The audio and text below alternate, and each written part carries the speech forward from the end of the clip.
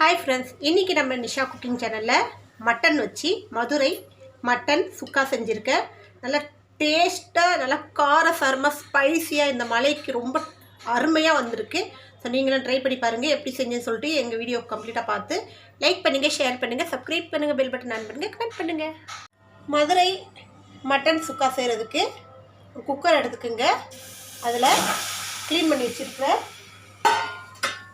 Mutton எடுத்து போட்டுக்கோங்க. Mutton நம்ம இந்த மாதிரி குட்டி குட்டியாக கட் பண்ணி எடுத்துக்கணும். நான் ஒரு 400 கிராம் அளவுக்கு மட்டன் எடுத்துருக்கேன். அதுக்கு தகுந்த மாதிரி ஒரு 1.25 ஸ்பூன் அளவுக்கு இஞ்சி பூண்டு விழுது போட்டுக்கிட்டேன். ஸோ நமக்கான மசாலாவை பார்த்துக்கலாம். என்னென்ன எடுத்துருக்கேன்னா, அரை ஸ்பூன் மஞ்சள் பொடி, 1 ஸ்பூன் மிளகா பொடி, தனி மிளகா பொடி, 1 ஸ்பூன் தனியா பொடி, அரை spoon சீரகப்பொடி, 1/4 spoon பெருஞ்சீரகப்பொடி, 1/4 spoon garam masala, 1 spoon மிளகு பொடி. ஸோ இப்போ இது எல்லாத்தையும் நம்ம இதில் ஒன்றா போட்டுக்கலாம்.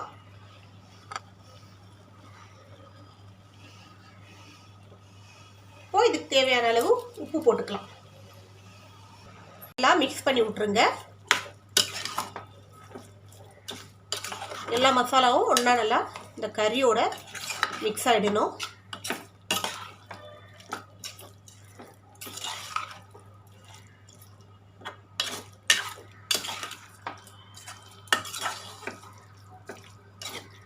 இப்போ இதில் தண்ணியை விட்டு வேக விட்டுலாம்.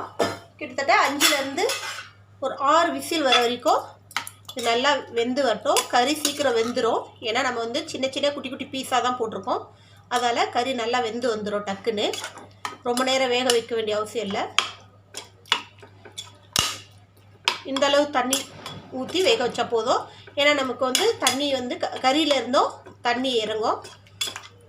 குக்கரை மூடி விட்டு விசில் போட்டு ஒரு 5-6 விசில் நம்ம குக்கருக்கு தகுந்த மாதிரி. மட்டன் நல்லா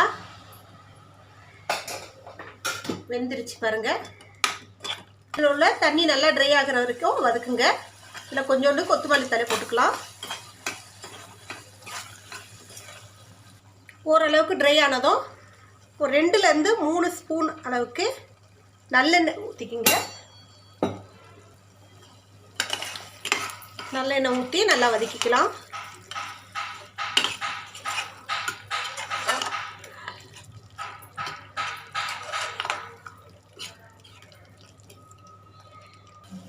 அவ்வளோதான், சூப்பராக மதுரை மட்டன் சுக்கா ரெடி ஆயிடுச்சு.